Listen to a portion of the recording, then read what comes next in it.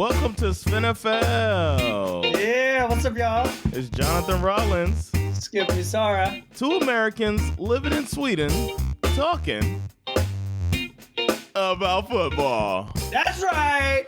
We talk about football. Yo, man, it feels good. Be back. Week 1 is in the books. Unfortunately, both of our teams didn't win. Unfortunately, only my team won of us two. But football is back no matter what, man. You know, it's funny.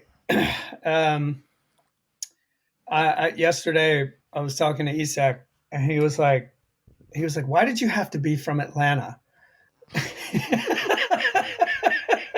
Of all places, like why have you birthed me into this ridiculous fandom? Oh wow, that's cold-blooded. To which I said, you know what? Being a Falcons fan, it helps you to appreciate, the beauty of dark comedy. The beauty of life, the beauty of the ups and downs. If you can't wake up on a Monday morning and laugh about the Atlanta Falcons, then you're doing it wrong. You're just doing it wrong. You're doing it wrong, man. I don't know if other fans feel the same way, brother. No, I get it, but that's just how I managed to. I've had a lot of ups and downs in my life. Some of them meaningful, some of them not so much. But to me, it's like, if you can't laugh about a Falcons performance on a Monday morning, then you're just taking this shit too seriously, I think. Problem is that it happens. Oh shit! I had a sound thing. Over and over and over and over and over and over and over and over and over and over again. It's true. It's true. Forgot to turn the volume up at first. It's true. It's absolutely true. You get my point. Yeah. No, it was a great point. It was a very, very well made point. How did you start off your Sunday? Like what? Tell me. Ooh. You were over there cooking up a storm, no?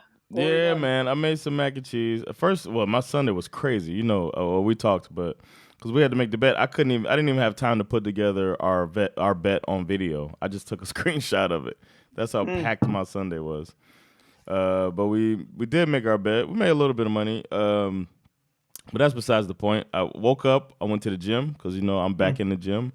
So nice. I'm really trying to stick with that routine. And then we went to my brother-in-law's place. Shout out to Rob. And then so the kids could play and stuff. And then Bash had to go to jiu-jitsu.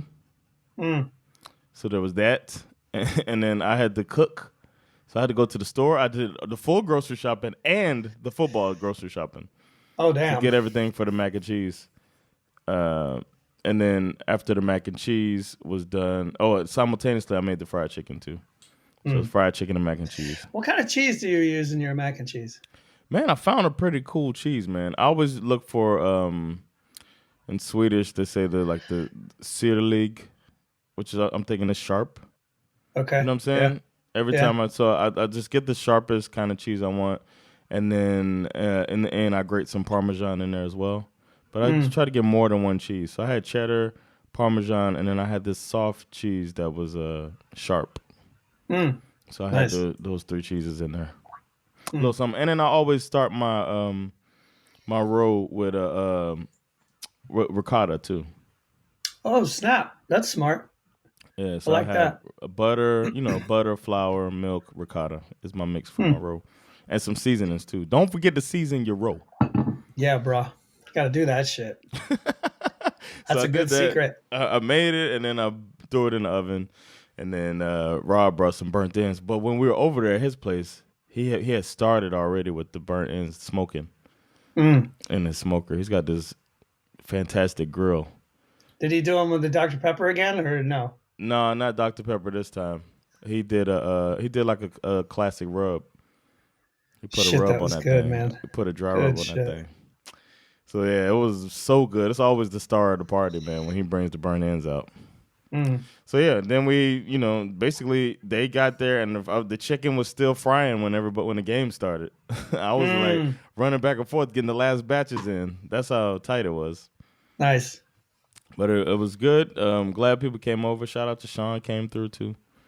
Nice. Yeah, so it was, and it was election night, so they were watching the election coverage in the kitchen. Yeah. So yeah, man, how was yours? It was good. I got up, I voted. So that was the first time I ever voted as a citizen. So I got to vote in the whole thing. Congratulations. So that was I voted first before I voted right after the gym. That's one I part was out there left kind of, too. because you vote in your neighborhood, right? So you bump into a lot of people you know. So I started offering my vote for sale. I was like, anybody want to buy my vote before I go in? It's up for sale right now. They're probably like, no. And everyone, like, only some people thought that was funny. You know what I mean? This is democracy, damn it. It's very serious. Yeah. Somebody recognized me in the voting place. Oh, really? Yeah, they listens Nice. to not this podcast, but a different podcast I do. I was like, oh shit, it's you. And you okay, thanks for listening. She's like, thanks for voting. I was like, yeah, of course. Yeah, I spent the rest of my day just kind of chilling out and making chili, really. Oof. Over the phone I wanted some when you're talking about it. Yeah, I like to cook it for like half a day, let it simmer nice and low and long. The family was excited. I don't think we've had chili since the last football game, actually, or maybe we have. I don't remember. Today, we're in Stockholm area, and it's chilly weather today, man. Oh yeah, I got some left over. That's what I'm having for lunch for sure. It's chilly weather, man. But it was awesome. I mean, we were pumped. We were excited. It was our first, week one. The family sitting in the living room, Nice. watching Red Zone. Yes. And it was quite a day, quite an evening. What a witching hour! But we'll get to that, man. Exactly. The witching hour wasn't planned. That's my kid's favorite part. It's like where wins become losses and losses become wins. We need that on the soundboard. Absolutely. The witching hour. Yeah, man. So let's get into these games, man. It was good. It was good football. Yeah. First slate wasn't playing. The bourbon slate, all right, but the first slate was not playing. Yeah. Well, first we got to start off with Thursday night. Oh yeah. I mean, the Rams came out. They raised their Super Bowl banner, and then they got punched in the mouth by the Buffalo Bills, 31-10. You picked the Bills to win. Smart. Oh yeah, we're doing these. Yeah, you won the coin toss, and you picked the Bills to win, of course. Game started off a little sloppy. Both teams had some turnover issues. The score was actually 10-10 at the half. Besides 2 fumbles, Josh Allen also had 2 interceptions. Yep. Oh, neither one was his fault, really. No, well, one of them was, but one of them wasn't. The announcers acted like nothing was his fault. But yeah, exactly. He had 2 interceptions. The second time. He had his 2 interceptions, but my man, former Bulldog Matthew Stafford, was like, 2? Is that all? Is that it? Is that all you can do, Josh Allen? You're supposed to be the best quarterback in the league. I'm going to throw 4 motherfucking picks. Let's go. Man. Stafford was out here just playing with fucking around with the church's money, man. What's going on? Yeah, he had a rough night. Matthew. He also got sacked 7 times. That defense. You know what? If I were a head coach, I would hire all black staff assistants because they can never get poached to be a head coach anywhere. So then you have these, like Leslie Frazier. Why is he not a head coach? I don't know, man. Why is Eric Bieniemy not a head coach? You know what I mean? These guys, that's the smartest thing you could do is get a good black staff member because they'll never get poached. Yeah.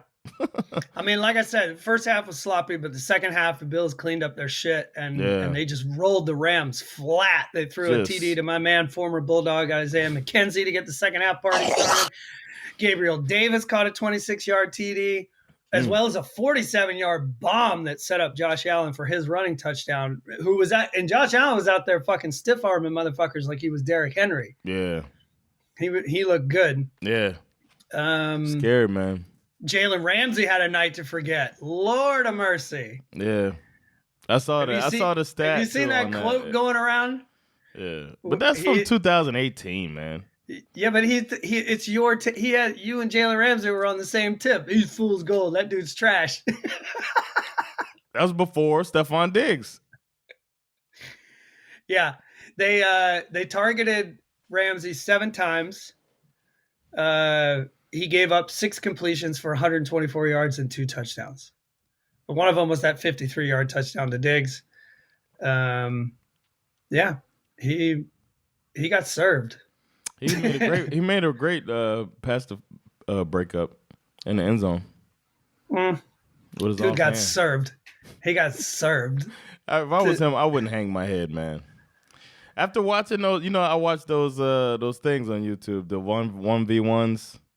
I sent you that. It's kind of like and one for football. And this is the advantage is always in the wide receiver, man. So of course you're gonna get burned every now and then, man. Maybe it might all be in the same game.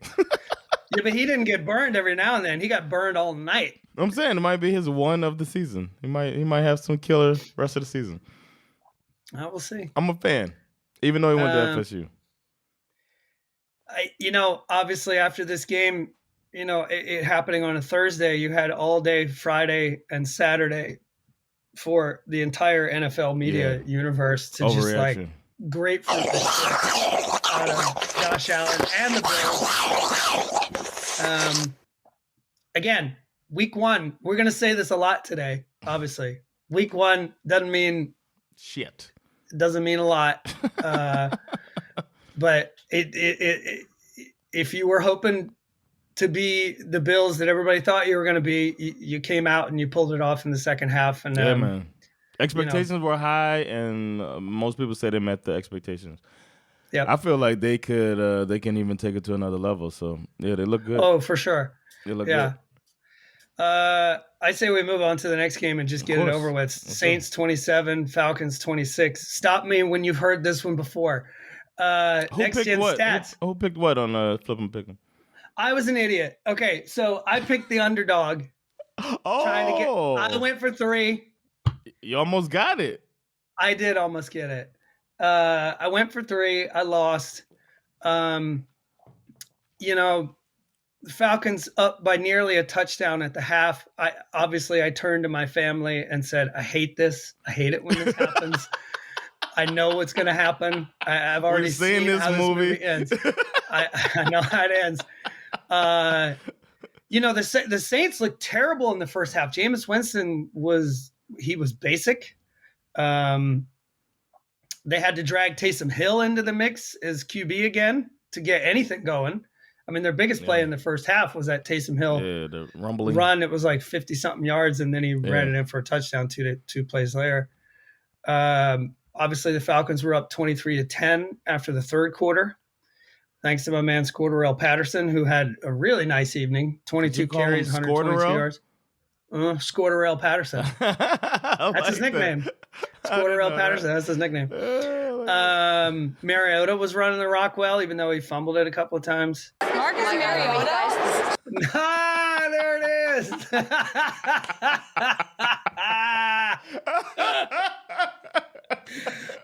Oh, what a treat. Yes, man. Marcus Mariota. I'll say this about the Falcons. There was a lot of reason to feel good about the way they performed in the first half. Yeah, man. A lot of people have essentially kind of written them off as having the worst roster in football. But they looked interesting. I don't know how many games they're going to win, but they look interesting, which is far more than I can say for them for the last couple of years. You know what I mean? Feels so bad, man. The Drake London Listen debut, to what you're saying, man. No, I know. They looked. I know. The bar's low, my friend. The bar is very low. Interesting. The bar is very low. Yeah. Drake London didn't look too bad. Kyle Pitts was a ghost. That's concerning. 7 targets, 2 receptions, 19 yards. I'm sure they focused on him, though. You know what I mean? Like the Saints are good defense. Yeah. Of course they were trying to take away Kyle Pitts. Yeah, and of course the Falcons D disappeared in the fourth quarter, right? Here we go again. You said something about next gen stats. What they have? Well, I didn't even see it. I just know they threw it up on the screen. That that curse where it's like, don't even fucking show me that shit. The Saints had back-to-back TD drives, beautiful catches by Michael Thomas. Yeah. He's back, man. Jameis suddenly looked like a real quarterback in the fourth quarter. Jarvis Landry started balling out. It was crazy. But we're still up. This is where, we're up 26-24. We got the ball, 3.5 minutes left. We're moving the ball, getting first downs. A minute 40 left on the clock, 3rd and 1. The Saints have no more timeouts. All we have to do is get 1 yard and the game is over. Victory formation. It's over, right? But of course, what do? Fucking Marcus Mariota fumbles the ball. Marcus Mariota. He recovers it. Yeah. Right? Great. I mean, why did he recover it? Because honestly, the Falcons had yet to maximize their level of embarrassment, right? So it was like, come on, there's one more level to this shit show that we can add to it. So let's let Mariota recover the ball, right?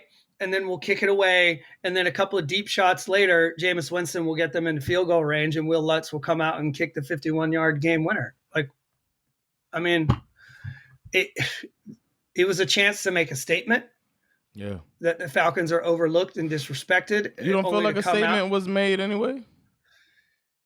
No, because I think that the familiarity with how they wound up blowing this game in the fourth quarter overrides anything that they did prior to that, because it makes you think, again, you can cue it up. They are who we thought they were.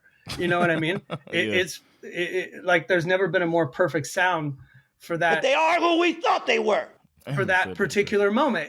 When it all came down to the end, the Falcons were precisely who we've known them to be for at least the last 4 or 5 seasons. Damn. All right. This brings the Falcons Saints record, all-time record. Okay? Mm-hmm. Going into this game, it was 54 wins for the Falcons, 52 wins for the Saints. Now we're at 54-53. Game 2 is a chance to tie it up. Oh. So that's the all-time matchup between the Falcons and the Saints. Wait, it's a chance for the Saints to tie it up. Correct. Wow. What a rivalry. All right, next game. I chose the 49ers to beat the Bears. And you did. And you mentioned the shitty weather. No, you mentioned that when we did the bet. How the weather was going to be shitty. And boy, was it. This was a terrible football game. Yeah. It was highlight. It was like one highlight throughout the whole game. It was raining buckets. I mean, when they went out to warm up, they were running around. The water was like up to their ankles. It was crazy. Both teams looked pretty bad in this game. Yeah. Which was expected from the Bears, but the 49ers, they're supposed to be good, right? They're supposed to have this rushing attack that's supposed to be built for this game. That's kind of what I thought too. I was like, well, the weather's not going to matter to San Francisco. They're just going to run the rock. Yeah. This is awful. Trey Lance had a day to forget. The Debo Swiss Army knife gadget didn't really work at all. He fumbled very early in the game. Despite the weather, Trey Lance kept throwing the ball. He was 13 for 28, 164 yards, no touchdowns and a pick. Damn, 13 for 28, not even 50%, bro. With all those running backs, Trey Lance wound up being their leading rusher with 54 yards. I can't really figure that one out. I know Elijah Mitchell left the game with a knee injury, but they still had Jeff Wilson. They still had other running backs to kind of run the rock, but they just, I don't know, it just wasn't happening. You think maybe they're missing Mike McDaniel? You know what? I'm just playing. Again, this is definitely a week one. Yeah, this game has week one written all over it. Fields was not great, but he did have 2 touchdown passes in the second half. While the 49ers were out there, with the game on the line, either punting, throwing picks, or turning the ball over on downs, which they did twice. You know what I mean? Yeah. For you red zone watchers, you got to see the St. Brown brothers one in Chicago, one in Detroit, catching TD passes within seconds of one another. That was Oh kind of wow, that is cool. fun. It was quite cool. I don't know, man. I thought this was the worst possible start for Trey Lance and the 49ers, considering all the question marks that come with handing the keys to what is supposed to be a playoff team, but keeping your old starter as a backup. Right? Mm-hmm. I mean, it's just It made it make sense. I mean, it is 1 week. I get that, but you have another performance like this, and the pressure is going to start to crush this kid. Yeah. And again, you also lost Elijah Mitchell in this game. I'm not really sure how long he's going to be out for, but it sounds like it's going to be at least a couple of weeks. They got that zone running scheme. I mean, they're going to go into this thinking like, okay, fuck it. It's week one. Yeah. Let's regroup. But I'm just saying, if this doesn't work out, I've called it a long time ago that if this Trey Lance pick doesn't work out, I don't think everybody should have to. I don't think the rest of the world should have to just keep assuming that Shanahan is a genius. Yeah. I'm over that shit for a long time, but I think everybody else needs to get on that tip. All right, next game. It was your pick, right? Yes, and I picked the Bengals. In ESPN Pigskin Pick'em. Those of you that haven't joined, it's SveNFL 2022. You can still hop on and join us in our picks. I picked the Steelers. Just throwing it out there. Even though they were 9%. So that if it was on me, that would have been my upset because I knew this was going to happen. 23-20, the Steelers win in overtime. I mean, I don't even know where to begin with this one. Do you talk about the 4 picks thrown by Burrow? And then the other that I thought was a pick, but actually turned out to be a fumble. He got sacked 7 times. Or do you talk about how, despite all that, the Steelers were so shit that the Bengals nearly actually won this game? Yeah. Which thing do you? I mean, it's like where do you want to focus? It's like, yeah, that's a good point. Joe Burrow starts with a pick 6 on the first pass of the game. To your man, former Dolphin Minka Fitzpatrick. Minka Fitzpatrick. Oh my, he's the winner of the game. He's absolutely MVP of this football game. Yes. Absolute. Undisputed MVP of this football game. He blocks that field goal. Bro, he's undisputed MVP of this game, period. Or the extra point? Was it extra point? He blocks the extra point that would have been the go-ahead. Point. A go-ahead extra point, he goes through, blocks that shit.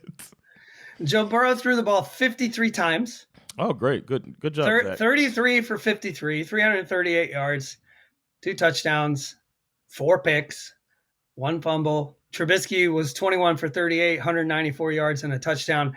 I mean, I guess you could say that both defenses played well, right? The Steelers had 7 total sacks, 5 turnovers.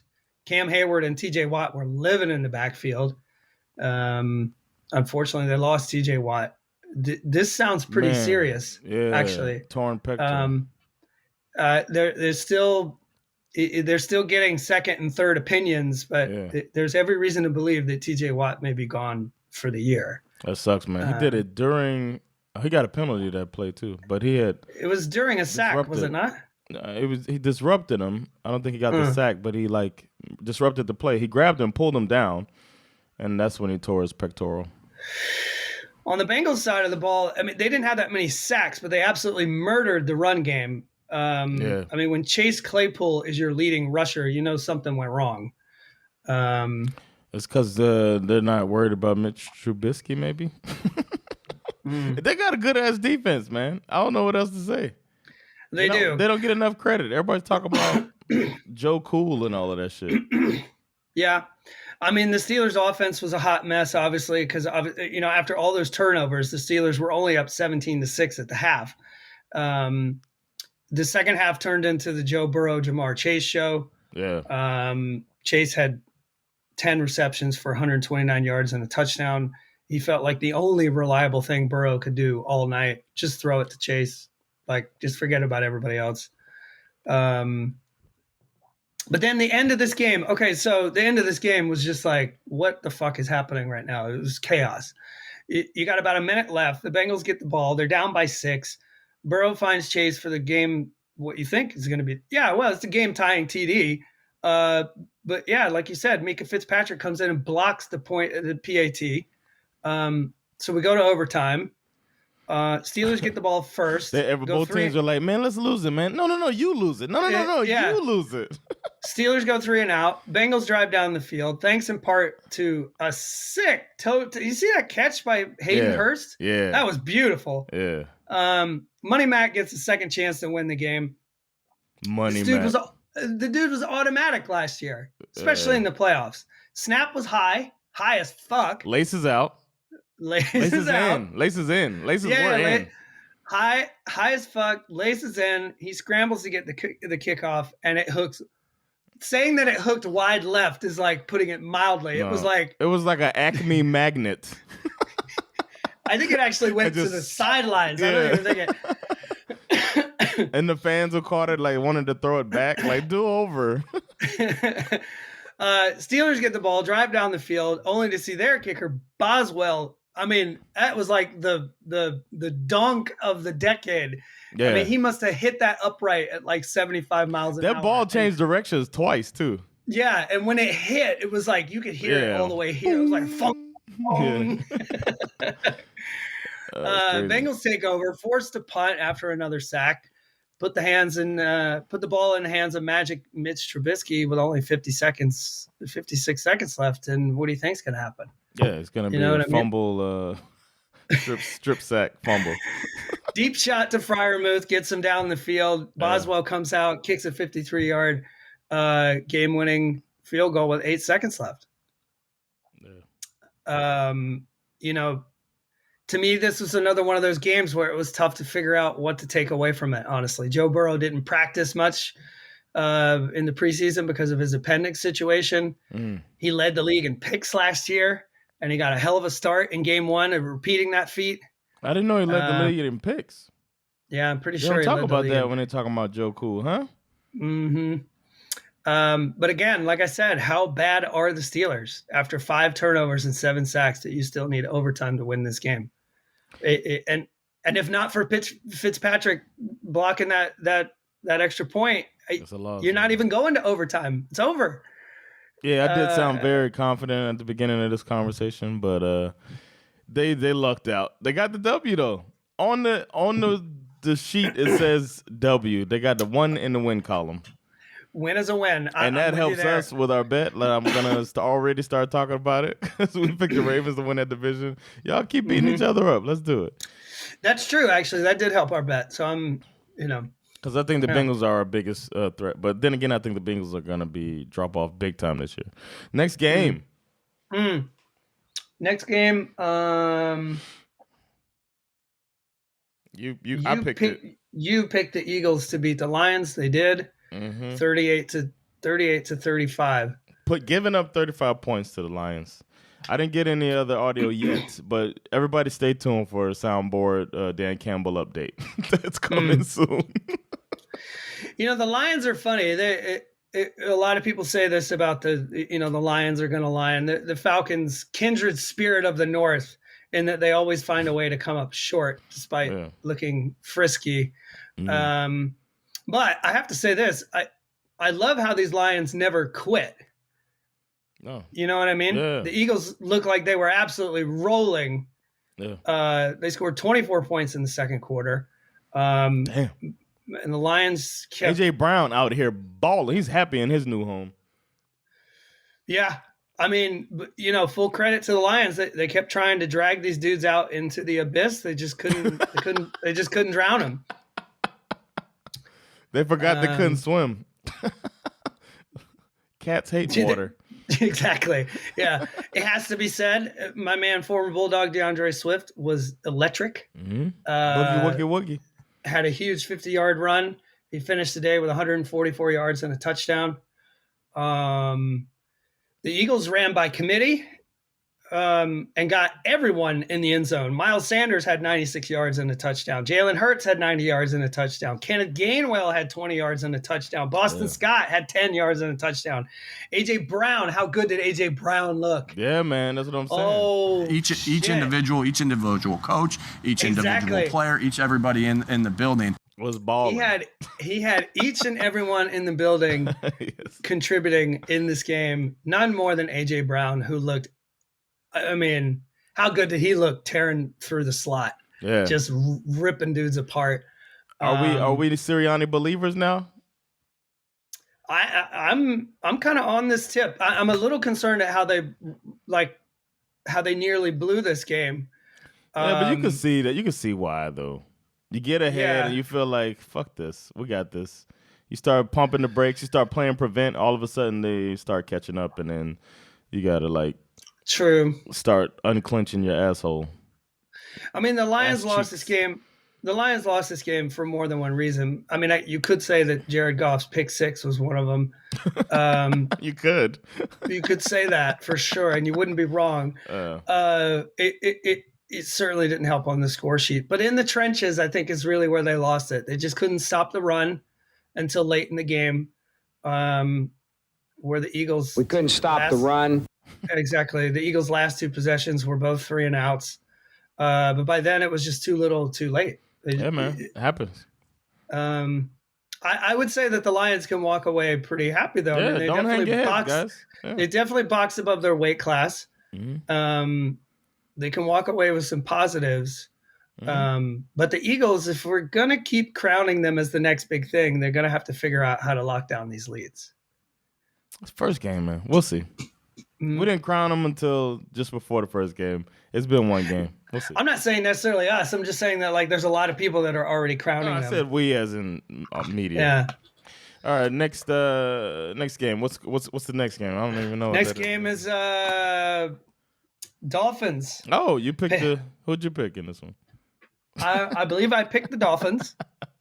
You damn right. I got nothing. You tell me what happened in this game. Tell me about it. Man, you had eyes on it. Yeah, I sure did have eyes on it. I was shocked at how unprepared the Patriots looked. They just the game started slow until the defense had a touchdown for Miami, and Mac Jones getting busted up. And I had just started talking about this guy, man, Brandon Jones, who maybe was player of the game.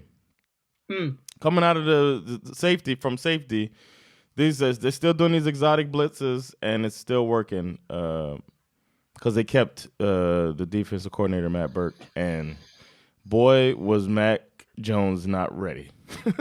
So they had the touchdown with the new acquired Melvin Ingram, catches the ball off the fumble and scores a touchdown, and then Miami just got ahead, and New England could do nothing, man. Mac Jones was kind of inaccurate a little bit. Everything he did wrong, the commentators had an excuse for it. It's really annoying me. They just looked unprepared. Like there was one where Miami was going for it on fourth down, and then a defender jumps off sides and gives Miami the first down. I've never seen it happen with a Belichick team. It makes you wonder. I saw that. Yeah, I did see that. Makes you wonder, man. You see both guys, Matt Patricia and what's the other former coach that came back? Joe Judge. They're both standing on the sidelines with headsets on, looking at play sheets. And it reminded me of last year when Miami's got two offensive coordinators. But at least one of them was in the booth last year. The other was on the field. That was the funniest part about this game, I thought, when they cut to that shot of Matt Patricia and Joe Judge, and Matt Patricia is like, it's like 100 degrees in Miami for this game. Yeah, they're both. And Matt Patricia is like sweating out of his tits, out of his man tits through his shirt. He's got wet cleavage. Talking into his play sheet. It was like, man, these guys look like they're in trouble. It looked like, it made me worry about New England, and in a fun way too. But of course, I love it when they do bad because they've tortured us for the last 20 years. But I was just shocked that I saw a team going against that they had weeks to prepare and looked unprepared going against a rookie coach and a questionable quarterback. And Tua did his best to keep it close at the end because it seemed like they were trying to, at the end, Miami was so comfortable. It seemed like they were trying to let Tua cook a little bit. And he was dropping the pot.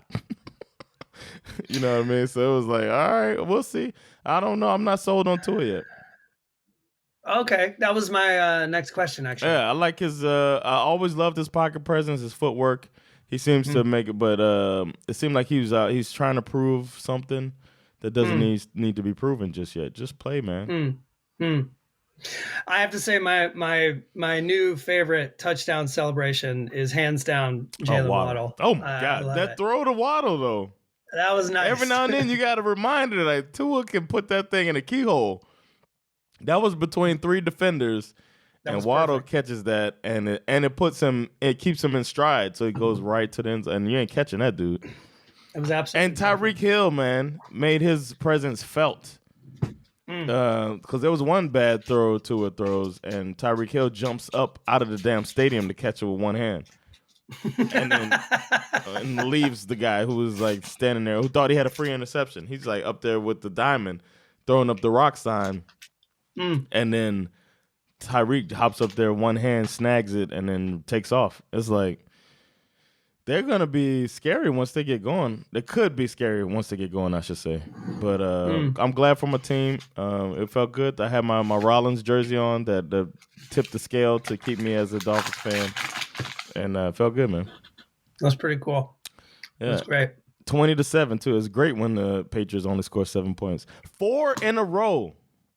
Miami beat the Patriots, by the way. That's true. Facts. Very interesting. Next game, Baltimore versus the New York Kiss My Ass Jets. In the most lopsided prediction of the week. Despite having the experience of Joe Flacco under center, the Jets just could not pull this one out. Yeah. This was a weird game. I thought this game was very it's closer than the scoreboard shows. Yeah. I mean, it took a while to get going. Yeah. The Ravens were only up 3-0 after the first quarter. Their run game was kind of non-existent. Even Lamar only had 17 rushing yards in the entire game, which was a little surprising. They only had one run I saw that was designed for him, and the rest was scrambling around. What do you think about his sidearm? It seems like his intermediate throws, he sidearms it almost all the time. Maybe it's because of passing lanes. But I noticed him sidearming a lot. Yeah, you're right. To me, that's never a good look. But yeah, we'll see. That dude's got a fucking rocket. He did eventually start finding dudes downfield. Rashad Bateman had a TD grab. Devin Duvernay had 2 touchdowns. Yes. This Jackson to Duvernay connection looked hot. Yeah. If that keeps happening, then you got and if Bateman they can actually, if that keeps happening and they sort out their run game, watch the fuck out, bro. Yes.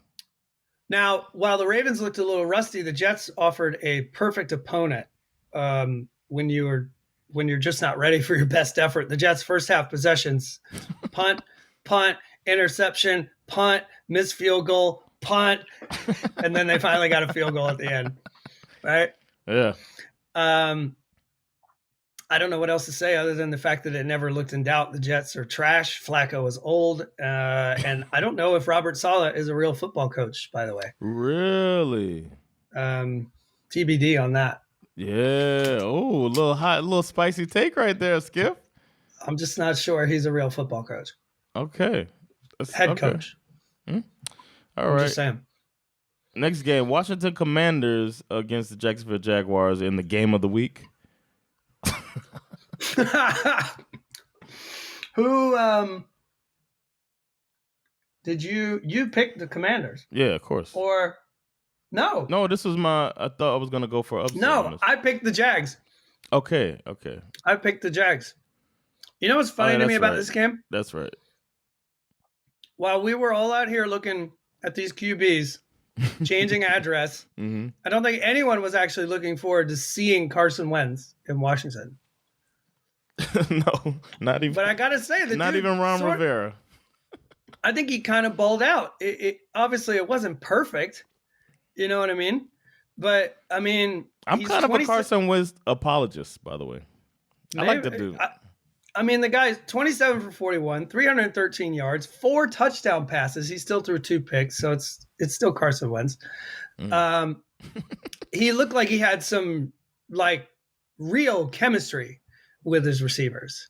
Yeah. And he managed to spread it out all over the field to a bunch of dudes. I mean, he was throwing passes to running back Antonio Gibson. Terry McLaurin had a touchdown. Curtis Samuel had a touchdown. Yeah.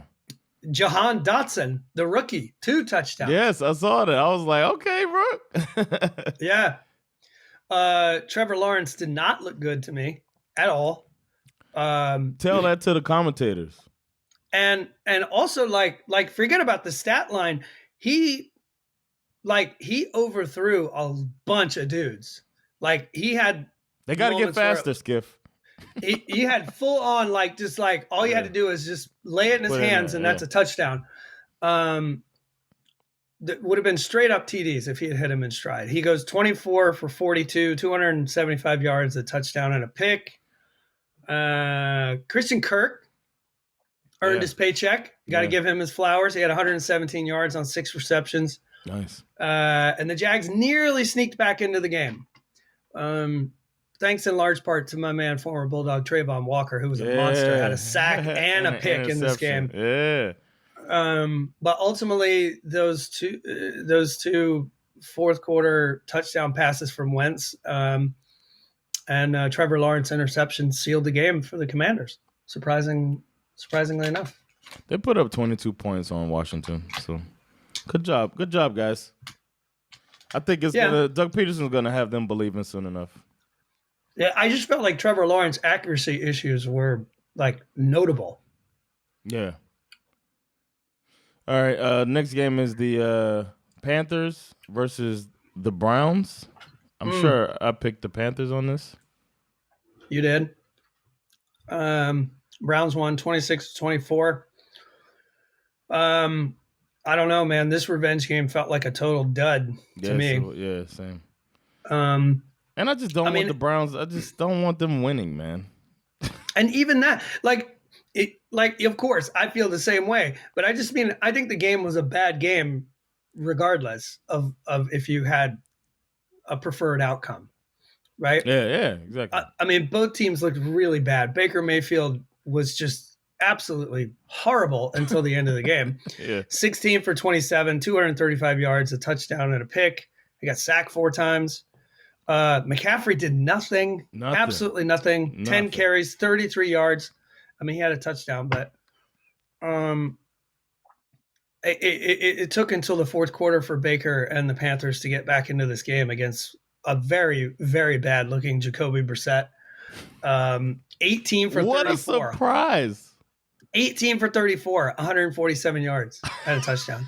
He was so bad. He was like, running backs, where are you? Here, take this. He's like, I can't throw it into the ground if it's a check down.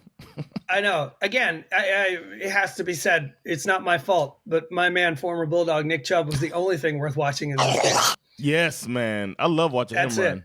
I love watching him. He's the only thing worth watching in this game. 22 carries, 141 yards.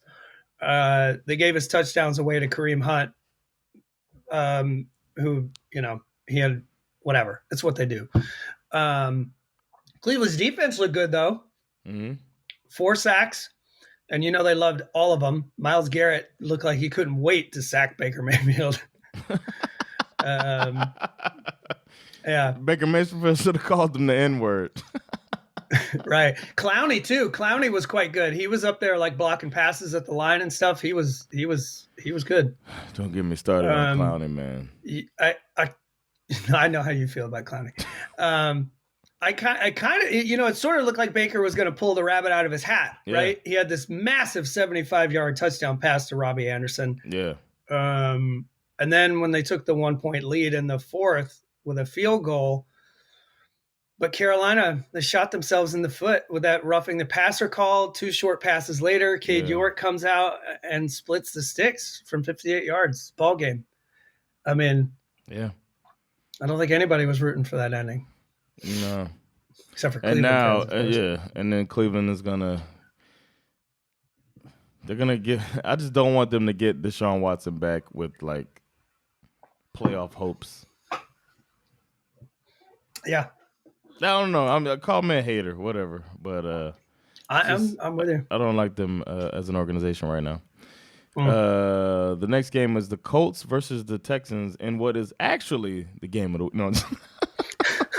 Yeah. Colts and the Texans are out here kissing their sisters. First tie of the year. Let's go.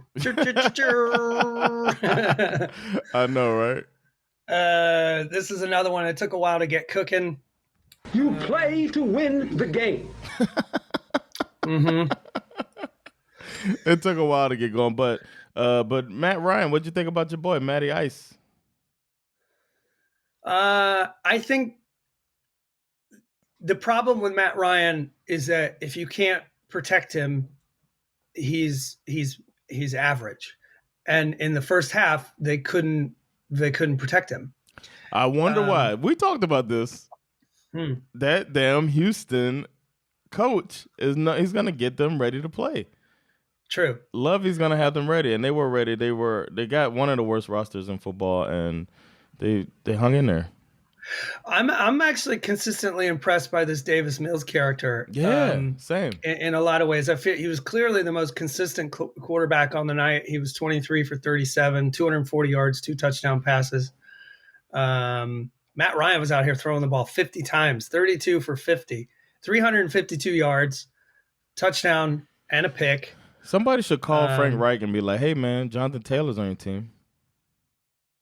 Right. Well, that was the interesting thing about this, because all those fantasy heads out there who were lucky enough to pick him in the first round were probably shitting their pants until the second half. He eventually went off and got 161 yards, but I would venture that over half of those yards came in the second half, I think. I don't think Matt Ryan should be throwing the ball 50 plus times. I agree. I don't think that's a recipe for success. Ryan DePittman finally got hot too. 9 receptions for 121 yards. That looked good. It just took too long for them to get cranked up. You know what I mean? First week, man. And obviously, like you said, I think you have to give some credit to the Texans defense. I mean, a lot of teams looked rusty on Sunday, and the Colts did for sure. You have to imagine that if they can manage to start the game next week the way they finished this one, they'll be fine. Would be my guess. The Texans. No, the Colts. Oh, like Colts. if they can, okay. If they can just keep going, if they can start next week the way they finished this week, then they should be fine. I mean, they erased a massive deficit. Yeah. By and large, with their run game, which is not how you're supposed to do it. It's like, imagine if you were running all game. I know. Well, then again, I guess they're playing pass. Maybe he checked into the run. Well, they had a chance to win it in overtime, but it continued to be a rough night for kickers. And my man, former Bulldog, Rodrigo Blankenship, was no exception, missing a 42-yard game winner wide right. Wide right. Wide right. But they got that opportunity because of a punt. Tell me about it. Lovie Smith decided, let's go and let's get us, let's get this tie, man. Go get that tea, son. Let's get it. He said, and that brings us to this week's Explain Yourself. I'd like to talk to Mr. Lovie Smith. So we got him on the line. I want to ask him a few questions. Hey, Lovey, love the beard. It looks like you were playing for a tie, but that can't be true. Were you indeed playing for a tie, Lovey? There's a lot of football left to go in the season. It's kind of simple as that. And I feel like a tie was better than a potential loss. Defensively, we weren't really stopping them awful lot there at the end. Okay. So because the defense couldn't stop them, huh? Defensive-minded coach. All right. You were winning for most of the game. When did it turn around for you there, Lovey? It was 2-down territory as I looked at it then before the loss. And again, just made the decision based on us losing those yards. That's what we should do. Just kick it away, huh? Kick it away. Well, what would you say is your takeaway from all of this, Mr. Smith? How can this lemon of a result be made into lemonade? In an ideal world, you don't want a loss. You want to win, but if you can't get the win, and sometimes you settle for the tie. A lot of football left to go in the season.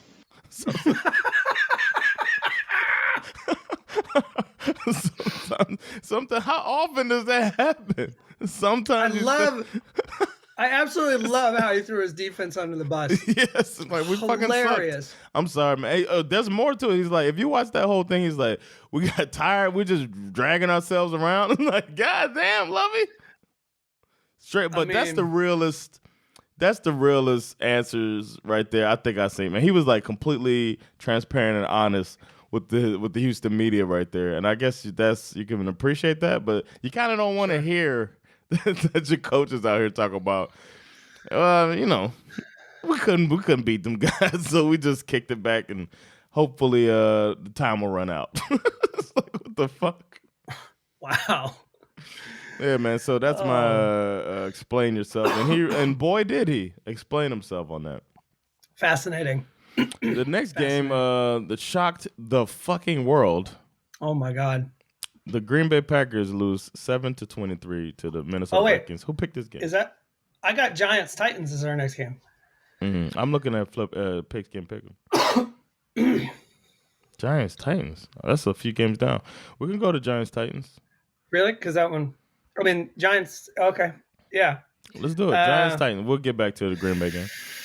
Giants Titans 21-20. It still Another applies. shock. A little shock actually. Yeah. I mean, I left this game. Yeah, I left this game thinking, what the hell happened to the Titans? But then I realized I could actually answer that question because a second half explosion from Saquon Barkley is what happened to the Titans. Can't forget that guy. Can't forget that. Saquon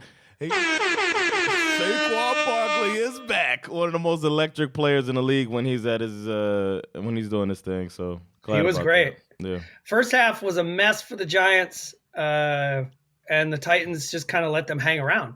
Mm-hmm. Yeah, man. I could believe they won this game. I mean, considering all the punts and a fumble and all that kind of stuff, like the Titans couldn't. They only managed to have 13 points in the first half. Tannehill wasn't bad, but he wasn't good either. Sounds like you just described Ryan Tannehill's career. Exactly. His most effective weapon, oddly enough, was passing to running back Dontrell Hilliard, who had 2 touchdown catches on the night. Derrick Henry was, by and large, a complete non-factor. I said that before the season started, that expect to drop off from him. But I could be wrong. It's just one game. 21 carries, 82 yards, and the Giants were popping him. Yeah, the Giants were popping him at the line, man. They were hitting him hard. 82's not that bad. Saquon, however, had 18 carries for 164 yards and a touchdown. That's exactly twice as much. Huge 68-yarder was basically how the Giants started the second half. Danny Dimes had a sick 35-yard touchdown pass to Sterling Shepard to tie the game at 13-13. Has Danny Dimes arrived? He played pretty good, actually. Yeah. I have to say, I like dunking on him, and it is only week 1. I'm sure we'll have plenty of opportunities. Maybe Brian Dable. You know where he came from. Don't even start with that shit. There's no way he's going to turn Danny Dimes into Josh Allen. That's not going to happen. All right. Titans took the lead again. But a drive later, they muffed a punt, giving the Giants an instant red zone opportunity. And then Danny Dimes tried to give the game away, throws a pick in the end zone, right? And did you see Brian lose? Did you see Brian Daboll on the sidelines? Yes. Ooh. He chewed him out like he was his redheaded stepchild. Like he looked like Carson Wentz. Bro, Carson Dalton. I was like, tell me they're mic'd up. Please that'll be great. If he's like, motherfucker. What if he says, motherfucker? What the hell is wrong with you, man? You look pissed, dude. He's like, man, you lucky that Tyrod got hurt. But whatever it was, man, Saquon was ready to roll. They launched a 12-play, 73-yard drive, eating up 4 minutes of clock, ending with a Saquon Barkley touchdown. Could have kicked an extra point for the tie, but Dayball said, fuck that. Yes.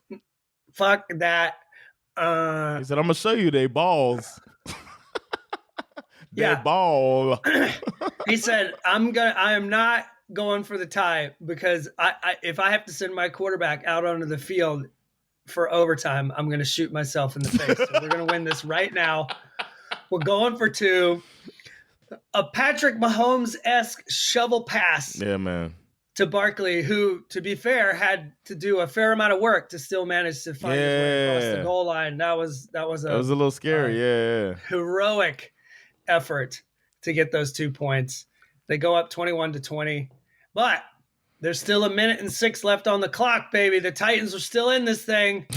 They chipped away at it, inching their way down the field. Also got a little help from a Giants defensive holding call, and before they knew it, fat Randy Bullock was coming out for the 47-yard game-winning field goal attempt. But as it appeared to be the trend of the night, Fat Randy, wide left, Giants win. Come on, Fat Randy. Fat Randy. Well, that was an upset. Then we had I got Vikings-Packers. Okay, Vikings-Packers. In another Vikings. upset, Vikings win 23-7. Who called this one? Let's see. Where am I? Packers, Vikings. I called this one. You picked the Vikings to win. I did. I said I had a feeling. Yeah. I mean, you know what? I like that. Kirk Cousins, MVP watch, y'all. Look out. He goes 23 for 32, 277 yards, 2 touchdown passes.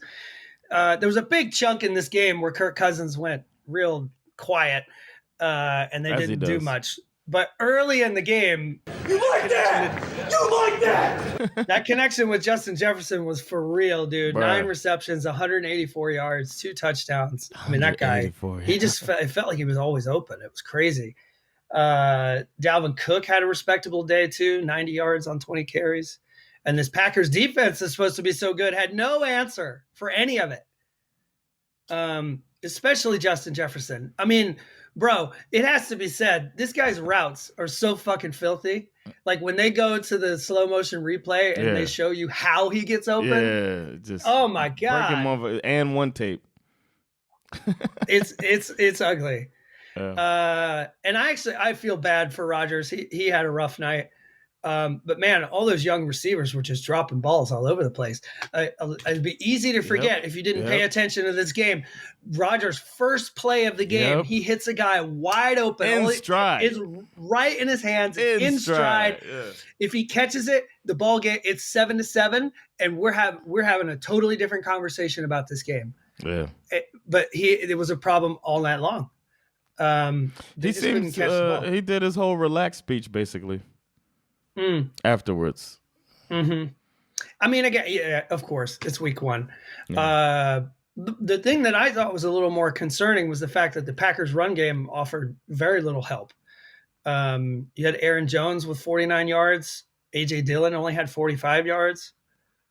It's only the first game of the Vikings got that's a division thing. You know what I mean? They know that he can't, especially if he's dropping the ball a bunch. But you know what the big difference in this game and why, the Vikings are one of those teams that falls into that category with both the Lions and the Falcons. You know what I mean? They always find a way to kind of blow a game or to lose a 1-possession game. But this year, this Vikings D looks legit. They were swarming the Packers. They got an infusion, man. They got rid of the dead weight that was like Zimmer's like. It kind of passed his time. Sounds to me like they got rid of the cancer because a lot of the reports that were coming out after Zimmer left was how much the players hated him. And that was kind of his thing, though. He was kind of like how contentious he was and how insulting and mean and all this other stuff. But this defense, man, they sacked Rodgers 4 times. Former Packer and now Vikings, Zadarius Smith, apparently did not like how his time in Green Bay ended. he feels like they did him dirty. He said when he signed with the Vikings that he did so simply because he wanted to play against Green Bay twice a year, and he looked like he was loving every second of that sack against Aaron Rodgers. There was another sack where Rodgers got just absolutely sandwiched by like 2 or 3 guys at the same time. I mean, he walked away looking like he had been just put in a fucking can and just shaken up like he was a mess. Yeah. But again, Packers got their asses handed to them in week 1 last year by the Saints, and then they went on to just, totally rip it up. But exactly. I'll say this, they had Devontae Adams last year, and they don't now.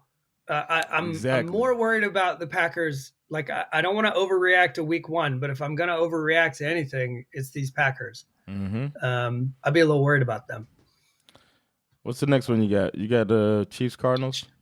Yes, Lord. I don't have much to say about this except for basically on both fronts. But they are who we thought they were. That's all it is. That's all it is, bro. The Cardinals gonna be trash this year, and I thought that they were gonna be trash, and it feels like maybe confirmation bias because they did run up against this buzzsaw of a Chiefs team that I think is gonna be shocking the fucking league for the first 7 games. That people are gonna be trying to figure out what the fuck is happening. I mean, honestly, 44-21, by the way. What can you say about Patrick Mahomes that hasn't been said already? Mm-hmm.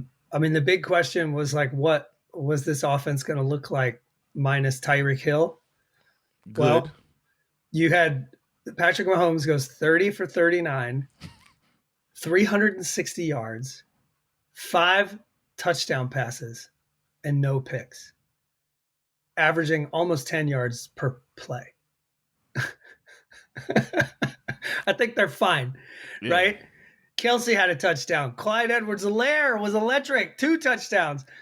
Man, he was running hard, boy. Oh, bro. My man, former Bulldog Miko Hardman had a touchdown. 2 dudes I've never even heard of. Isaiah Pacheco and Jody Fortson had 2 TDs. Pacheco was balling in the preseason, too. And everybody was like, damn, he's wearing the number 10.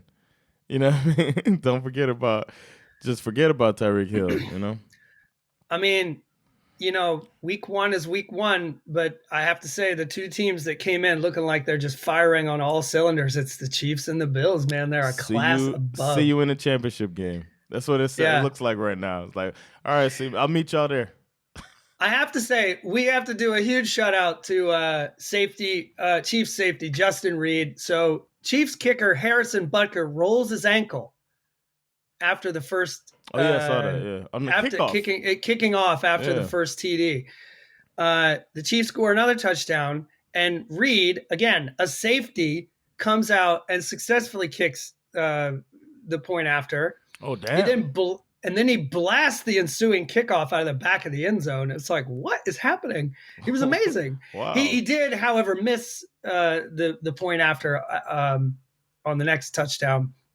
And Butker did come back on a bum ankle to kick a 54-yarder, which was also quite impressive. Wow. But it was a weird situation that you don't see every day. I thought it was kind of fascinating.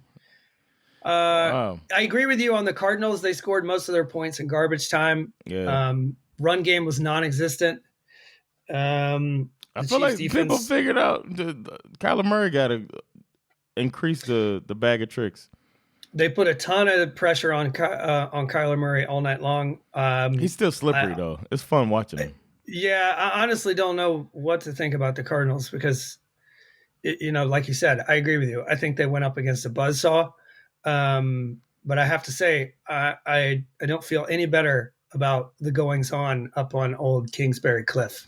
I'm not really sure what's going on up there. Me neither, man. To be determined. Is the next game Raiders-Chargers? Yes, sir.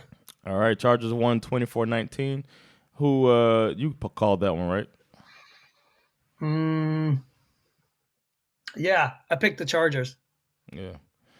I picked the Chargers.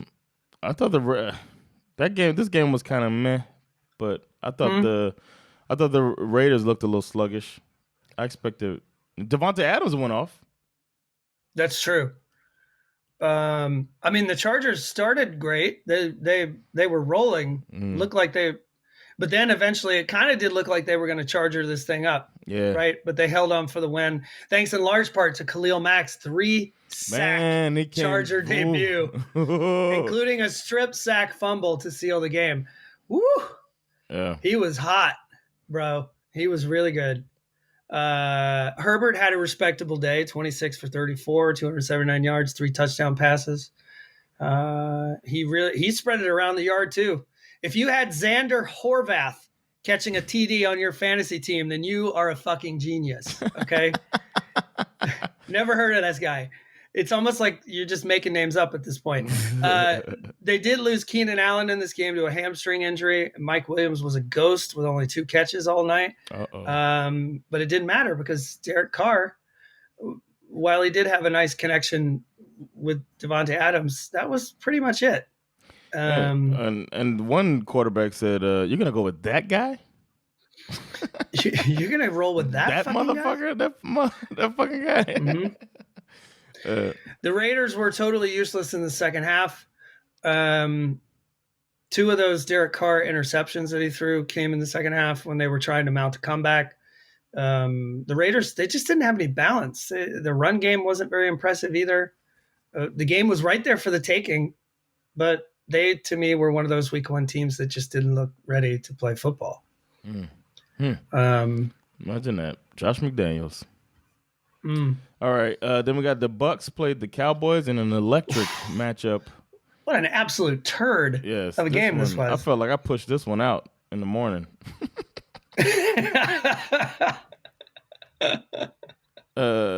Who picked this one? 19-3.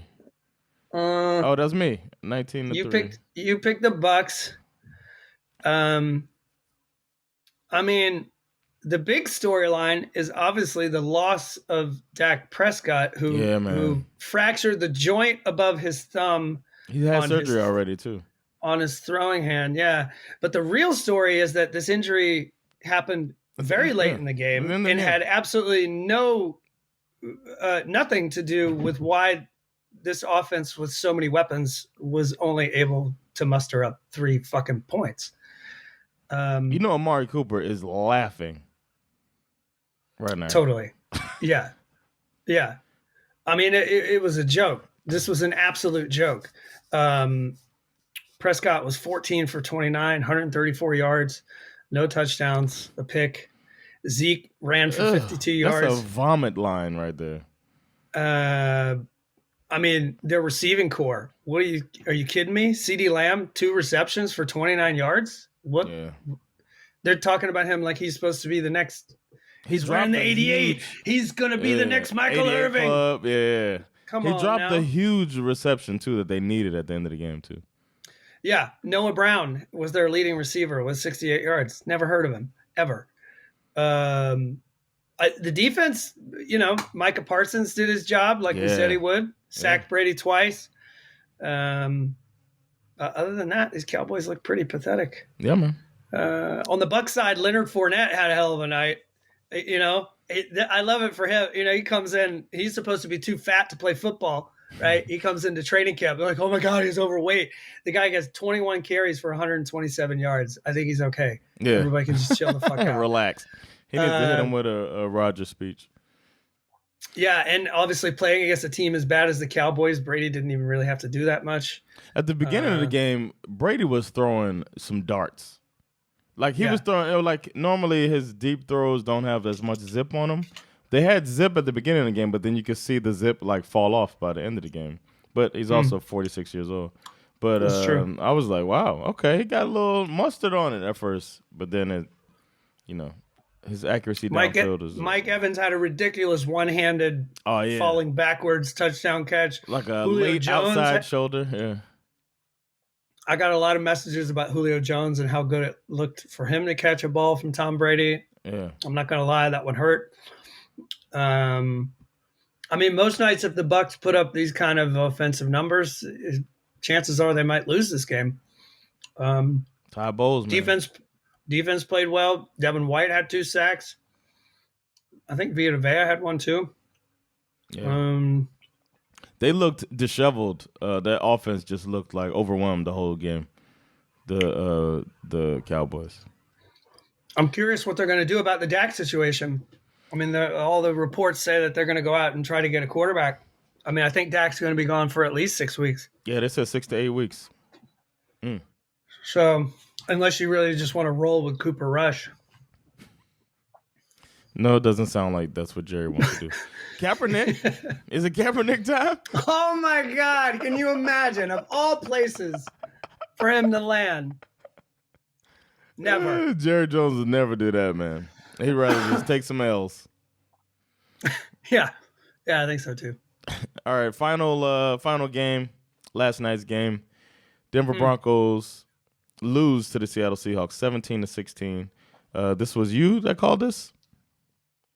In Flip 'em Pick 'em? Yeah, I guess so. I picked the Broncos like everybody else. Yeah, I know, right? They were 95% picked in the. I didn't account for Gino. They wrote me off. I ain't right back, though. Yeah, Gino, the quote of the week. One more time, Gino. They wrote me off. I ain't right back, though. So Wow. stupid. They wrote me off. I didn't write back, though.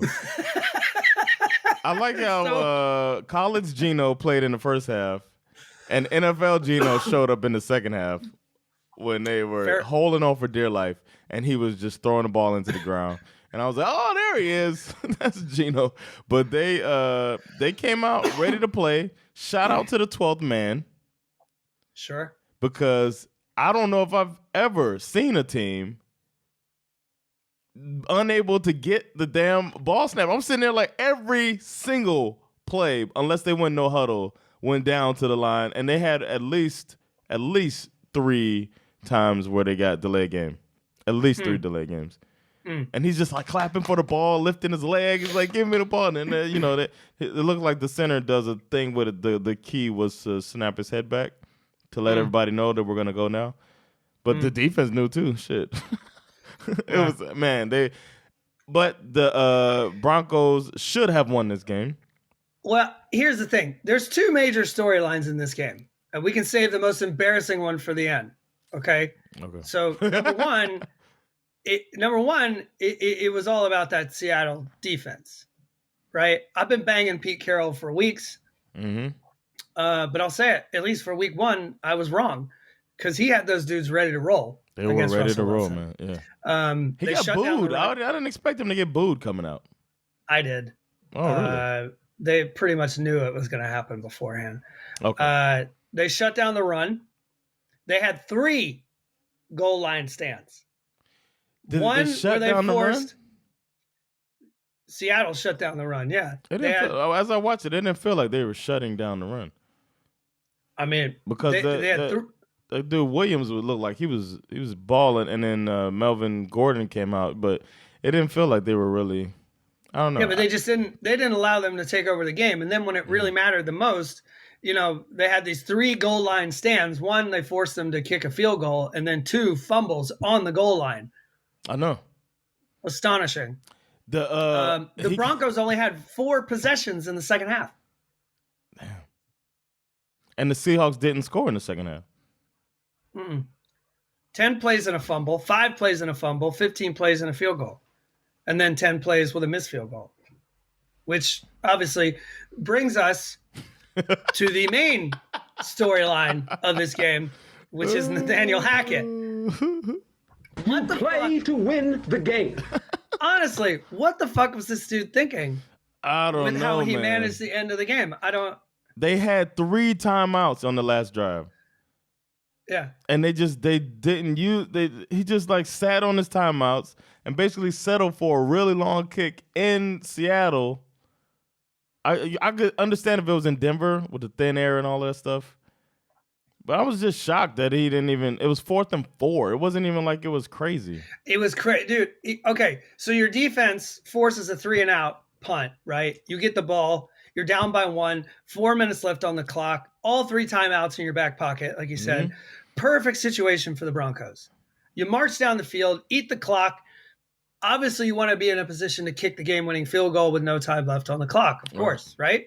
it all starts to go pear-shaped with a 1st and 10 play from midfield that results in a 4-yard loss. Why are you doing a pitch?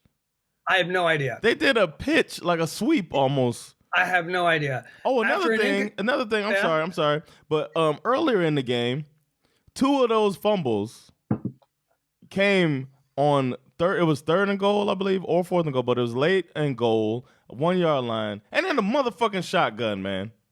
I had Adam Gase flashbacks, man. I was sitting there like, are you kidding me? Then he fumbles because he doesn't have the run up speed. You know what I mean? The downhill. He's not running downhill really, coming out from next to the quarterback. And then the second time they do it again, and he fumbles again. He's got to hold on to the ball, but why can't you have a fullback? They're using this guy as a fullback. This one tight end. They're using him as a fullback. What happened? Why are they overthinking it, man? This guy Hackett. I don't know if he can hack it. Can Nathaniel hack it? The joke is built into his name, obviously. And here's another thing. He would have made it undefeated rookie head coach day. Oh, wow. I didn't think about that. He was the final rookie head coach of the Sunday, and every other one won on Sunday. Wait, that's not on the true. weekend. Yes, every other rookie coach won their first game. Brian Dable won. Raiders lost. He's not a rookie head coach. This is his second time in the head coach. Oh, okay. It's his first year. I got it. Yeah, you're right. Yeah, he won, but he was the Denver coach back in the day. Right. Yeah. But he would have he would have nailed it for all of the rookie head coaches, and he fucking blew that too. I was just like, what the fuck? But I guess you got to learn, man. I didn't understand what he was doing, because obviously he gets the ball down to the Seattle 46-yard line, and like you said, he's sitting there with 3 timeouts in his pocket. And Russell Wilson. It's 4th and 5. You allow the clock to go down to 20 seconds. You've got Russell Wilson, who you went out and got to step up and be that dude in a moment like this. Yeah. Instead, you ask your kicker, Brandon McManus, to come on and kick the second longest field goal in NFL history. I'll give you one guess how it turned out. He fucking missed. And you know what I mean? They iced him too. And he got a free kick, right? And he missed it wide left. And I would have, once they called that timeout, I would have burned them after that. I would have been like, all right, you trying to ice my kicker? Check this out. We're going to get these 5 yards. And we're going to get even closer. Now, he didn't miss it short. He had enough leg on the kick, but it went left, and I would have been like, you know what? Let's get this first down, and then we'll kick it later, or, maybe get a touchdown or whatever. We got 3 fucking timeouts. And he sat on the clock. He let it run down, too. I was just like, what is happening? I mean, it's like he planned it the whole time, and it was going to be 20 seconds left anyway on the clock. It doesn't make sense. It doesn't make sense. So it's it comes down to cocaine's a hell of a drug. No, I don't know, man. I was lost by that. You live and you learn, though. It's his first time in that position. A lot of pressure. I don't know, man. Sometimes you play to win, but sometimes you just you play for the tie, Lovey. Yeah, thanks for that, Lovey. Can't wait to see you play next week. Yeah, that Lovey energy, man. But they end up losing. I was shocked, but I'm not worried about Denver as much. Right. Russell Wilson didn't look great, though. He didn't look great. Dude, he did not look good. And even on the touchdown pass to Jerry Jeudy, he underthrew the shit out of that thing. That was actually more about Jerry Jeudy than it was anything. Yeah. Like, he had to come back and get it very much. Like, it could have been, an easy touchdown, but Jerry Jeudy made a fantastic catch. He also threw a fucking dime that was dropped in the end zone by the tight end. Like on the sidelines. Dude had it in both hands. He just didn't pull it in, and then when he hit the ground, it bounced out. That was that was like, okay, there's Russell. And that was from like 30 yards out or something like that. Yeah, I'm not worried about the Broncos either. But I said it before. I think the Broncos are one of those teams where they're the one that it's going to take a little while for them to get this thing sorted out. Sometimes when you bring in a new QB, it takes a couple of games for all the chemistry to kind of set in. Yeah. Shout out to the Manning's coverage. I actually woke up and watched that game. A lot of it, I just happened to wake up at 3-something in the morning, and I was like, you know what? I'll just watch this game.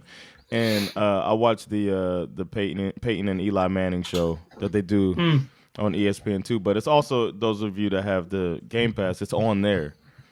Oh, is that nice? Yeah, so I watched it, and it was really cool because they brought on Shannon Sharp came on, and he's a Broncos fan. He was drinking. It was just like sitting and listening to these football minds. It's right up my alley. I'm a tape watcher.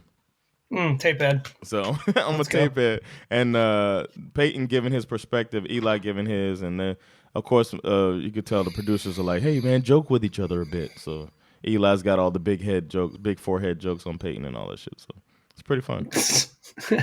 And they bring guests in, and you never know, Marshawn Lynch might come up in there and cursing and stuff on national TV. It's fun. So I suggest that to people who want to check it out. It's a pretty cool, great idea, man. I heard Peyton Manning came up with the idea. Like, you watch with me, we just hang out and watch a game. It's fun. But yeah, man, that's it. This was a fun first week. So glad football's back. And glad to be talking about it here on SveNFL. We'll be back soon with the. Are we gonna do MVP? Oh shit! I'm glad. See, look at that. I'm rusty. First week, I'm over here getting my Hackett on. I'm over here. In an ideal world, you don't want a loss. You want to win, but if you can't get the win, and sometimes you settle for the tie. A lot of football left to go in the season. I feel so inspired right now. I can't wait to start my day. I want to run through a wall for I'm going to start my day with that quote. Just look yourself in the mirror and say, in an ideal world, you don't want a loss. You want to win, but if you can't get the win, and sometimes you settle for the tie. A lot of football. Man, that's potent. To wake up in the morning. Sometimes you want to win. Sometimes you settle for the tie. A real MVP, who you got, man? I got to go Mahomes. I know it's a boring choice, but God, he just looked like an absolute fucking magician out there. And I give it to him over Josh Allen. I feel like Josh Allen was good too, but he had a few mistakes. I just feel like Mahomes was just flawless. You the real MVP. I gotta agree with you, Patrick Mahomes. He came out on fire, never cooled off. He had underhand pitches, rollout dimes, 5 touchdowns that seemed casual. No interceptions. Dude is focused. So I gotta say Patrick Mahomes. You the real MVP. All right, who's trash? You start. I'm thinking. Okay. This isn't hard for me at all, because the entire Dallas Cowboys team, organization was trash. 3 points at home before the Dak injury. And Tampa didn't look great by any means, but Dallas didn't even seem to put up a fight. This is where I wish we had the sound from Players Club. Did you even pinch the bitch? It came out looking bad. There were blowouts, but this one wasn't even a blowout. This was just bad. They just looked like shit. And so, with that said, and it doesn't look like the future is bright. With the immediate future is bright with the offensive line and with Dak's finger. So Dallas Cowboys, You are trash. yeah. I'm gonna go with the Seattle. I'm going with the 12s. And the fact that they booed Russell Wilson in his return, I understand it, and I know that some people think that that's fun and that's cool and stuff. But I just feel like, this guy is literally the one player in the history of your franchise that's made you even the least bit relevant, and that's the thanks that you give him when he comes back. Like, fuck you. Shit was great. Fuck man. you. Yeah, you know what I mean? I'm glad for you that you got the win, but it's like, who do you really want to be? Like, do you want to be grateful and then go out there and beat his ass? That I would be more respectful of. But since you booed him coming out of the tunnel, you're fucking trash. Damn. So Seahawks 12s. You are trash. We Peyton spoke about that too. They asked about returning to your team, and he said that he was with the Colts for 12 years. I didn't realize Russell was with them for 10 years, bruh. 10 years, brought them a Super Bowl. When Peyton went back, they had he said they had a whole little video clip that they played before he came out, and thanked him and gave him a round of applause when he walked out. So that's classy. And you also put it into context. There was a story last week before the game that the Seahawks tried to trade Russell Wilson on multiple occasions over the last several years. So it's like, and now you want to boo him for leaving? Fuck you. Yeah, fuck that. I didn't, man. Good one. Scariest AFC team, what you got? It's got to be the Chiefs. Yeah, I'm gonna say. I mean, I think, like you said last week, this addition by subtraction. Mahomes said that it's probably going to be a different guy every week, and it looks like that's totally going to work. Did you see where they were asking about fantasy, and he was like, "Don't pick anybody, because." yeah, because it's going to be a different guy every week. Yeah. Like, I want to pick Ronaldo. Take Mahomes, but other than that, take Mahomes. Scariest team, and I gotta agree with the Chiefs. They're on the fuck the world tour, and I wouldn't want to be in their way. Is the way I feel. Scariest NFC team. Should I go first? You mean? Sure. Yeah. None of them. None of the above. None of the above. This is my first time ever not having a team on these scariest picks, but there's just no scary team in NFC. It's wide open. The NFC is wide open. You can convince me right now that the Browns are gonna make the playoffs. No, you couldn't. But no, I mean, not with this exact team. But you could convince me, not the Browns. I'm sorry, that's AFC. But you could convince me that the Eagles are going to be the top, and you can also convince me that the Bucks are going to be at the top, and neither one of them. I mean, I guess the Eagles, no. But I said none of them. Man, that's a really good point. I mean, like, you sit there and you look at it, and it's like, you just look at the scores, and you realize, like, none of the NFC teams, nobody really dominated. No complete games. Nobody had a complete game on the NFC side. The Packers dropped shit to bed. The Eagles gave up 35 points to a team that's rebuilding in the middle of a rebuild. I don't know who else is a top team in the NFC. The 49ers didn't really get a chance to show anything. The Rams lost, got blown out at home after a Super Bowl ceremony. Is it the Saints? Are they the scariest team? You know what I mean?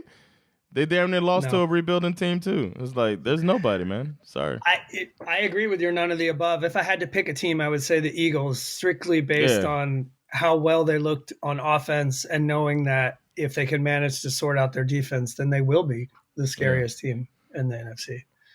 So, yeah. All right, that's it, man. That's the end of this episode. Week 1 of 2022 season is in the books. We'll be back with predictions. Thank you so much for checking this episode of SveNFL out. It's been whoa, I forgot. We can play the music right away now. You know what I mean? Oh, give it to me. Give it to me. That's my man Nils Langer right there, y'all. Yeah, man. Thanks for checking this episode of SveNFL out. It's been Jonathan Rollins and Skip Musara. And we will catch y'all very soon. Peace. Later, y'all.